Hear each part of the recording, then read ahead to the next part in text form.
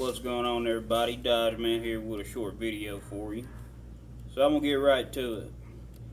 The Series S was a broken promise. Now, what do I mean by that? We all know how Microsoft advertised this console, but I'm here to tell you now, it is a broken promise. And if people want to sit here and say, well, it's better because it keeps developers focused and makes them better at developing games for something smaller, okay, that's the whole thing. Smaller and making it very difficult to develop for it. When a PC gamer has a problem running a game, what do you think they do? Do they just keep the same stuff and try to make the game work, or do they go get what they need? Okay.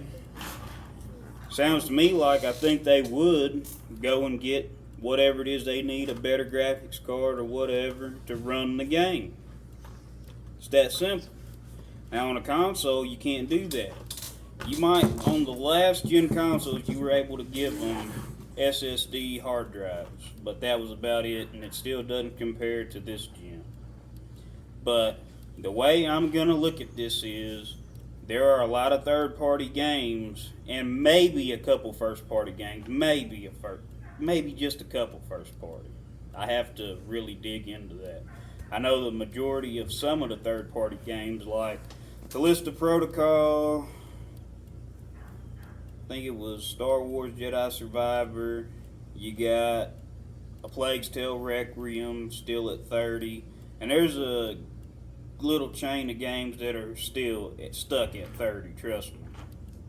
And I mean, I tried to play FF16 on my S last night, and I'm going to tell you now, I wasn't going to do it. It was rough looking, and even on my X, that game actually froze up once. Granted, it did like freeze for 5, maybe 6 seconds, and then it finally went to normal and I wasn't stuck, so that's a plus. I don't know, it may have just been how they developed for that game. But nevertheless, one more example, and if you want to debate me on this, anybody is allowed to. So make sure you leave a comment below if you think I'm wrong for debating things and comparing things like this. Now, granted, I am a truck guy and I do drive my car too, but I got a half-ton pickup truck out here and it's only rated to pull so much. Now, what happens if I was to go over that pull limit? Say I put a 20-foot trailer on there, or let's say a 30-foot trailer, which is already probably at the weight capacity, maybe more. And then I stuck a full-size backhoe, not a small one, a full-size one, a whole front end and back shovel that it had on the back.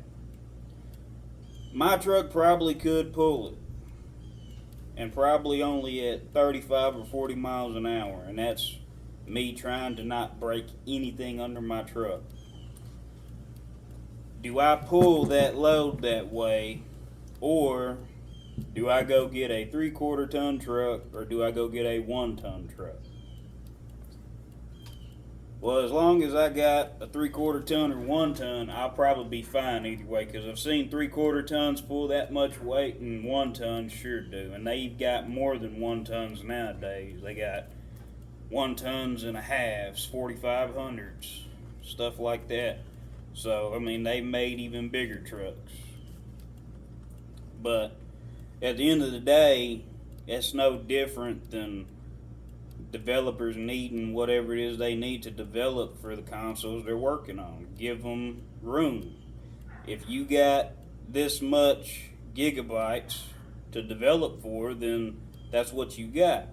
But if you give them a console that has less gigabytes and they already developed for 16 or however many gigabytes, which I know the Series S only has 10 to develop for. I mean, the answer is pretty straightforward and simple. It's just a weak link in the chain, nothing more. So that's exactly where I'm at with the console. Now, it's a nice console, and for what you need it to do, it'll do it, but I feel like, what's the point?